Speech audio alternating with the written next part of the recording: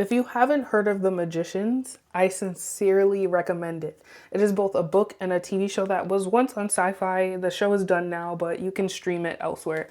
It is a dark fantasy novel where imagine you get accepted to a magic university where you didn't even know magic existed. So kind of Harry Potter, but for adults. Now, I have to emphasize that this is for adults, not for children, because there are some heavy themes in here. But let me read you a piece of the description. When Quentin is unexpectedly admitted to an elite secret college of magic, it looks like his wildest dreams may have come true. But his newfound powers lead him down a rabbit hole of hedonism and disillusionment, and ultimately to the dark secret behind the story of Fillory. The land of his childhood fantasies turns out to be much darker and more dangerous than he ever could have imagined. It is one of the most daring and inventive works of literary fantasy in years, allegedly. But yes, I will agree.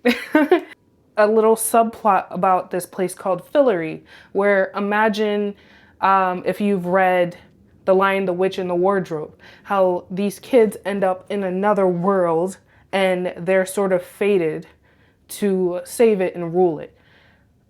It sounds weird, but I promise you it is so good.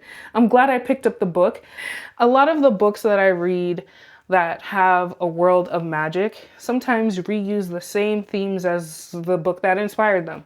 This one, I will say, is very inventive. They don't use wands, or at least like they don't rely on verbal spells.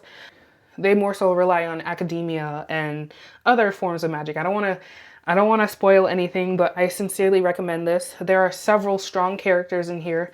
Spoiler alert if you have not watched the show, but Quentin, Elliot, Margot, you know what? I like almost everyone. I was a little on the fence about Julia when I watched the show. However, her arc took an unexpected turn in the series, and I ended up loving her by the end of it. Still very attached to Quentin throughout the whole series. Sincerely recommend this. If you have watched the show or read the book, which one was your favorite and why? And drop something in the comments that someone who has not read or watched it yet may find intriguing. And don't forget to follow for more recommendations.